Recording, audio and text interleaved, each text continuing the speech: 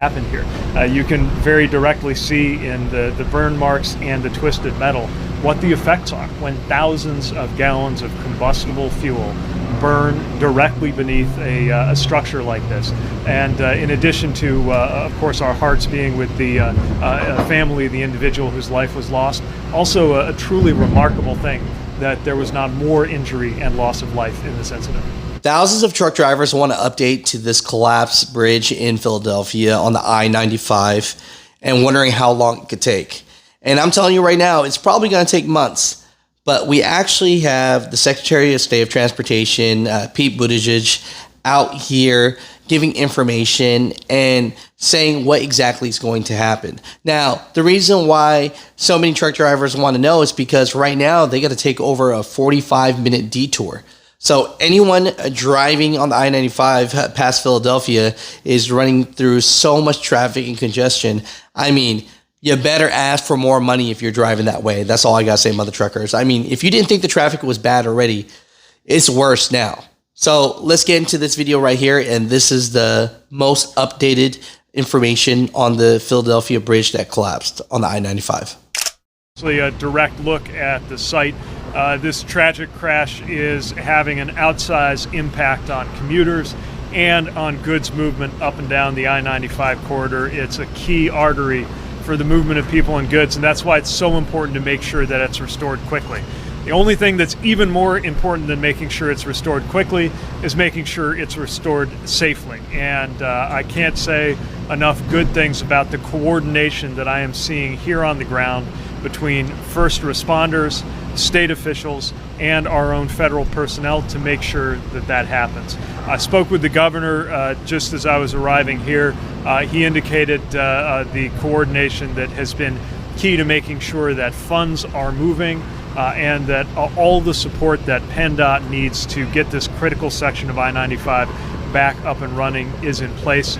Our Federal Highway Administrator, Shaylin Bott, has been on the ground since yesterday, and our entire team is here at the service of everybody leading this effort locally. I particularly want to praise first responders who have not only been part of the immediate effort to contain and respond to the fire, but are now spread out throughout the zone where there are detours, helping to safely accommodate and redirect the traffic.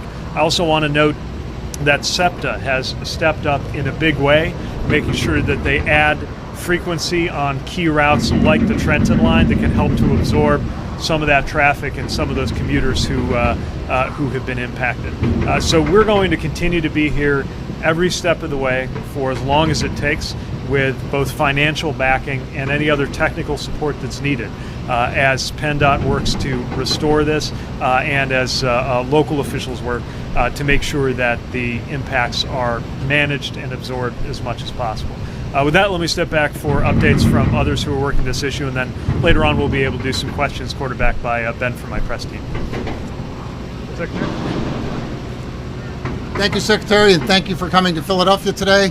As I said yesterday, we have been focused on the demolition of the southbound structure. As you can see behind me, that process is well underway, and it will continue through the night tonight to get us to a conclusion of the demolition, and we can then proceed with a remedy that will reopen I-95. The governor and I are prepared tomorrow to provide that kind of detail at an event that we'll let you all know will occur sometime tomorrow. But we have finalizing plans for the reopening of I-95, and we're going to try and do it as quickly as we can. The coordination, as I said, with all the folks involved from the city and the Commonwealth, as well as our federal partners, shouldn't be lost on anybody. We've had wonderful coordination that has brought us to a speedy demolition process. The contractors that we have in place that were selected for the emergency work are busy proceeding with planning and the ordering of materials that we're going to need, including the contractor that will do the reconstruction beginning later this week. So I will turn it over to Leslie Richards from SEPTA so she can talk about the ridership and SEPTA's support of the traveling public here in Southeast PA. Leslie. Thank you, Secretary Buttigieg, for being here, FHWA Administrator Bott, and of course Secretary Carroll, Mayor Kenny, and our local officials, fire emergency, as well as police. This emergency is obviously creating a serious strain on the region's transportation system, not just I-95, but on the roads throughout the city. And for SEPTA, the coordinated response with federal, state, and local levels has been exceptional. As you all know, Philadelphia is a resilient city, and your presence and assistance in helping the city and residents rebound more quickly is very much appreciated. We're very proud of all the frontline workers and, of course, the SEPTA's dedicated frontline workforce and all our operators and maintenance personnel, what they are doing to answer this call. We continue to evaluate options and enhance service for all who are impacted. And the service plan we put together immediately following the incident on Sunday has shown promise over the first few days. We're closely analyzing all of the performance and ridership to see what additional changes can be made. So we're here, and I want to remind customers of the service enhancements that are in place right now. We've added 3 morning inbound peak trains and 3 afternoon outbound peak trains on our Trenton line. We've increased capacity on the Trenton, West Trenton, and Fox Chase lines. There's also free parking at all SEPTA-owned regional rail lots. We have parking capacity at Levittown, Bristol, and Croydon. We've been able to make adjustments on the rail lines that could most directly help all of those who usually drive. But we know a major issue like this could also have ripple effects throughout the region and across our system. So we're also looking at our Market Frankfurt line, making sure that that's running reliably and the high-speed service that goes into the city. We're positioning trains and personnel to better respond to the increased ridership. And we have 500 parking spaces, just want to remind everybody, at Frankfurt Transportation, where you can catch bus service as well as our subway service. On our bus service, the 3 routes that are on detour, and we're seeing delays throughout the city through increased traffic volume. We're working with police and seeing how we can make those adjustments. But please know we are committed to working with everybody together to make sure that we can all get through this and get through this as painlessly as possible. Please continue to check SEPTA.org for all of the latest, because we will continue to make adjustments. And I just want to remind everyone of our service call center, which is 215-580-7800. We have people answering calls. Please call if you have any questions. We want to make sure that you get to where you need to go and you do it safely. Thank you so much. And with that, I believe we're taking some questions. That is good. All right, everybody, we're going to try to get everyone's question answered. We'll start over here and move this way. Go ahead. My question is for the Secretary of Transportation. When you say that federal resources will be at the disposal of Pennsylvania officials like our governor, is that in essence a blank check? And also, what does this timeline look like to you in terms of when 95 can be reopened in this part? So I'll let PennDOT take the lead in terms of the specific timeline hacks that need to be met in order to get this safely restored. What I can tell is that they are already working in an innovative and very focused way to find the quickest, safe way to make sure that that this is restored and to minimize impacts during that period. To the first part of your question, yes, every resource that is needed will be made available. Of course, it has to qualify, but there's no question in my mind that that PennDOT will see to that. There's 2 tracks for that. There's what's called quick release funding, which we can turn around very quickly when there's a specific request for upfront funding. And then there's reimbursements that we provide for the costs that are incurred here. And again, there's no question in my mind that all of the resources that PennDOT needs federally will be available. We've already made clear that they're available ever since the governor's disaster declaration made it possible. Right here. Secretary, today economists warning that this closure could push up the prices of goods. What's the level of urgency in getting this rebuilt? Well, this is what a lot of people don't always see behind those inflation numbers is the importance of our supply chains. Part of what goes into the cost of everything that we pay for at the store is the cost of shipping. And if a route is disrupted, or if it's longer, or if trucks have to wait, that finds its way into the cost of goods. It's one of the reasons why I appreciate the work that's going on here at the state level with good local and federal coordination, not only to make sure that things are 100% fixed here as quickly as possible, but to pay attention to what happens between now and then. From the very first hours when I was speaking to Mayor Kenny on Sunday, he and his team were already focused on how to make sure that people and goods that had to be absorbed by the rest of the city could be moved as efficiently as possible. They're continuing to do that good work, and I know that that's going to make a difference. At the end of the day, there's no substitute for I-95 being up and running in full working condition, and that's the goal that everybody's moving toward here. What's your level of concern that it does actually push up the prices of goods? Well, look, it's one of many, many factors that can affect the cost of shipping, but here on the East Coast, there's no question that the effect will be upward pressure until it can be completely resolved. Does your office or the White House have any preliminary numbers on the economic impact so far? I haven't seen an economist's estimate of that, but what we know is that 160,000 vehicles a day on average pass over this section of highway. Shaylin, do you know offhand the percentage that's trucks? It's about 8% is trucks. About 8% of that is trucks. Obviously, that is a lot of America's GDP moving along that road every single day. Go back here. What is really the impact of 8% of trucks not being able to get through here?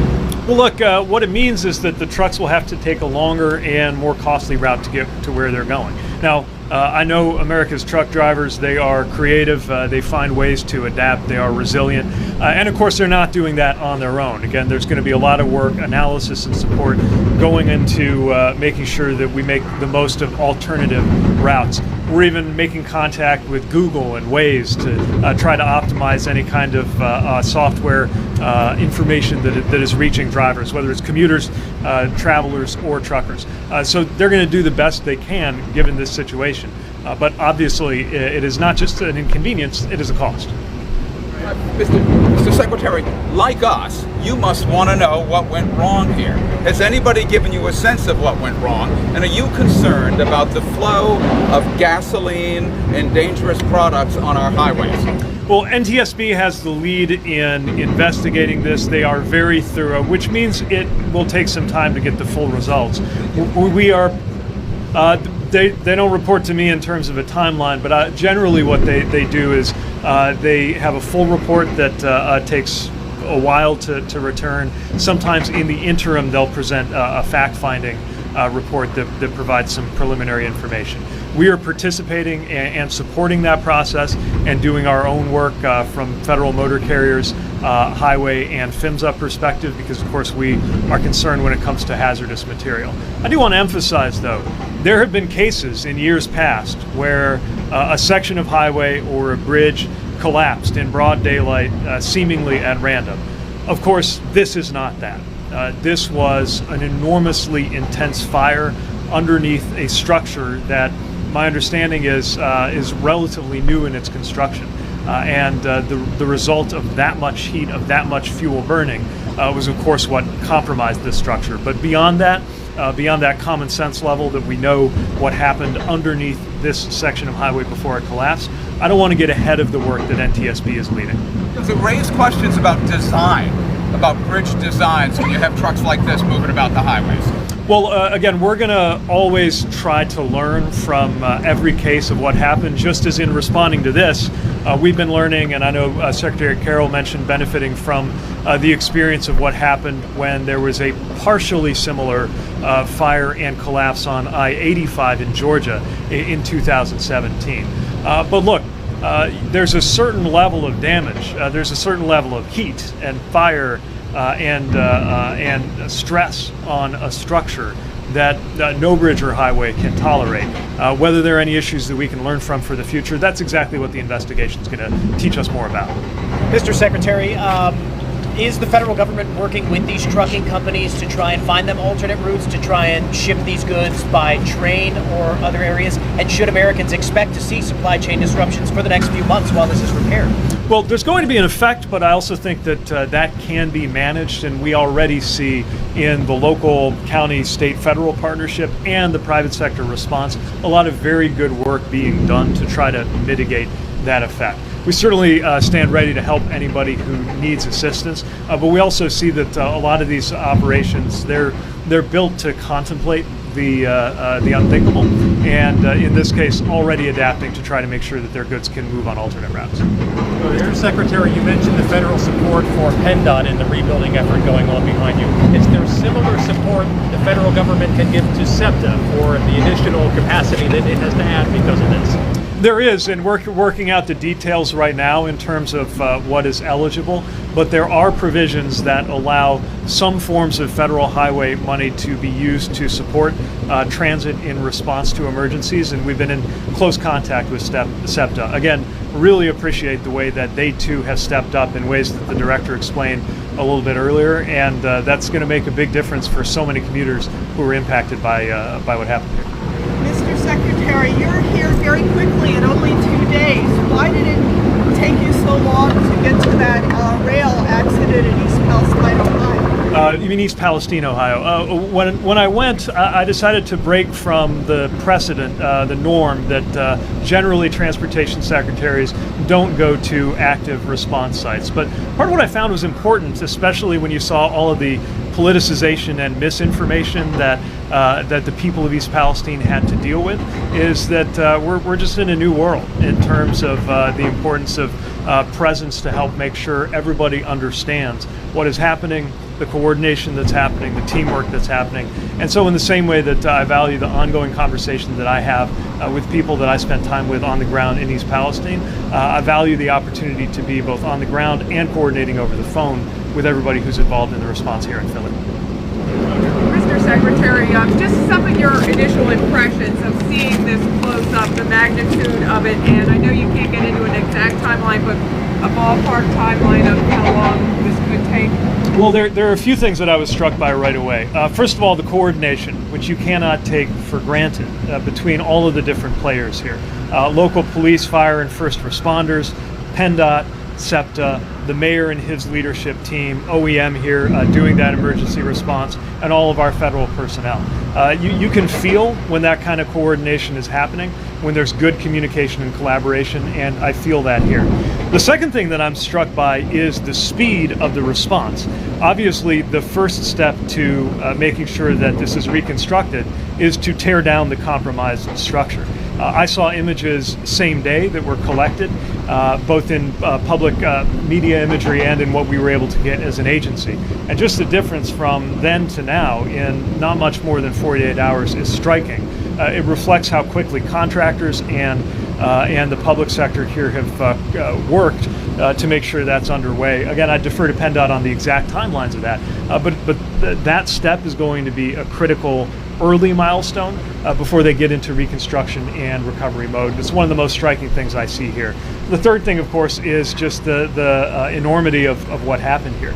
You can very directly see in the burn marks and the twisted metal what the effects are when thousands of gallons of combustible fuel burn directly beneath a structure like this.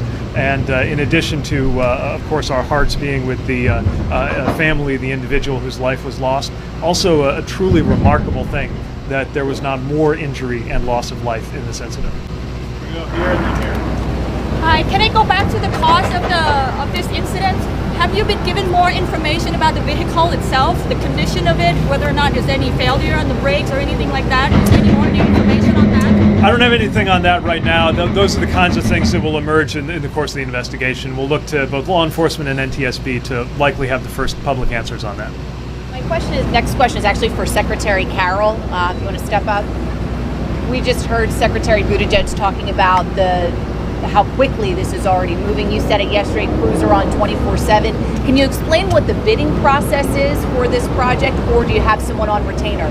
No, there was no bidding on this process because of the emergency declaration and the emergency nature.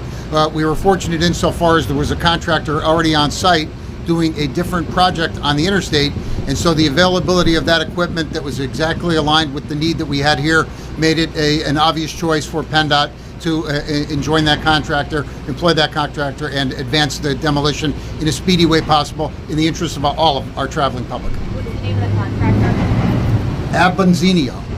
Are you going to offer? Did you say that you're going to offer up a plan tomorrow on the rebuild? As I said yesterday, we were focused on the demolition, and as busy as we are here with the demolition, we are equally busy in Harrisburg and in King of Prussia relative to the replacement plan, which we're going to be prepared to announce to all of you tomorrow. Will there be any incentives in the plan for an early completion? We're already working 24/7, sir. Mr. Secretary, I wanted to ask you a question about some safety features that are on trucks. I know not all of them are mandatory, things like automated braking and anything. I don't know if we know what was on those trucks, but is the federal government looking to mandate some of these for some of these that are carrying hazardous materials, some of that, they're carrying hundreds of gallons of gasoline around like this truck. Should some of those features be mandated? Is that something you're looking into? Yeah, we've got standards both in terms of the vehicle safety and in terms of the tank integrity on vehicles like this. Again, part of why the independent NTSB's work is so important is that often that can inform future policy decisions. Let me also just say that while our nation has been rightly paying a lot of attention to aviation safety and to railroad safety in recent months, one thing that it has been harder to get people focused on has been roadway safety, an issue that claims 40,000 U.S. lives a year. And I think this is an important reminder of just how vital and just how big an issue roadway safety is, whether we're talking about commercial vehicles, whether we're talking about hazmat, or whether we're talking about ordinary passenger traffic. All right, we go. Last question right here. So you talked about wanting to do this quickly, but obviously securely being the priority. Is there any help for some of the local businesses or people that live along the smaller roads that are going to be affected for this that can come from the federal government or even state or local government? So our authorities mostly have to do with making the state DOT whole for the work that they're doing on a reimbursement basis. But I know that the mayor has been very focused on ensuring that the community impacts can be managed. And if there's anything we can do that would be helpful, we certainly stand ready to assist. Thanks, everybody.